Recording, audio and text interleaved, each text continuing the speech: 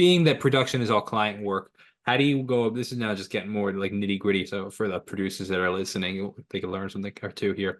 How do you go about revisions? If, like I've produced plenty of times in my life for myself, but also for clients.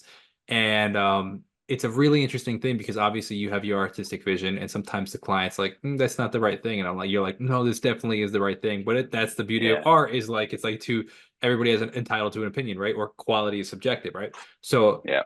how do you go about revisions where like they're like, oh, I want these drums changed. Oh, I want this, like the never ending revisions, or like what does that look like? Yeah, it depends per person, right? I a lot of times know by talking to a person how they're going to be, and then also just people that I've worked with and just what Hmm. they expect, right? So one thing that I always do is I go like sometimes people might think it's like it starts a little slow. They'll go like, yo, like let's get going on this, and it's like, well, I'm trying to feel you out, right? Like if I just throw everything at this thing and you go no, that's just my time. I mean, I can't waste my time trying to figure out what you're gonna want or not without testing waters. So that's Sure. why I always, you know, what's this? What do you think of this drum sound? And it could just be like for like 30 seconds. And if they don't like it, then I'm not gonna record an entire track like for drums without knowing What the they sound, like. right? What they like. And then obviously, anymore if I'll just replace a sample. So there's obviously that. But yeah, so like, does this sound work?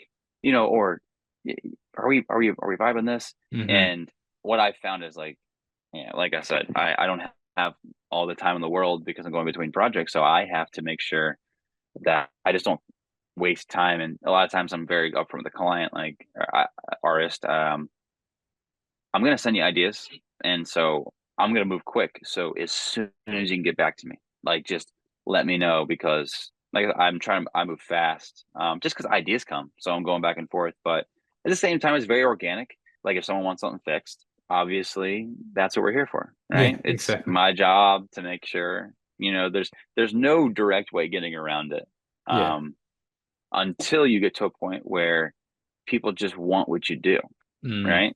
And it's like, well, that's where things get, I don't know if it changes.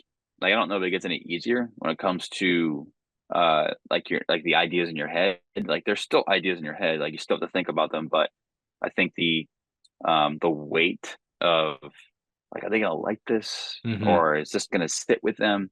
Is in my it kind of goes away. So that's why a lot of times I just throw everything at a wall once they're just like, I just want you to do your magic, just do your thing, and I'll go, all right, cool. I'll just throw everything at a wall, and then we pick and choose, Yeah. right? We just pick and choose, and I think that's probably what most people do. But like I said, the revision world is the revision world. Yeah. I have friends who are in the graphic video world, and it's like, Yeah. no, you get two, man, Yeah. but For sure. for me, I try to just I don't try to do as many, but if it's something that we're getting close to getting and it's like we're Sure. almost there, then yeah, we'll figure it out. But if it's like, let's get rid of the course. Yeah. Well, wait, what? Yeah. We got to be practical. Yeah. Yeah. Yeah. Yeah. Yeah.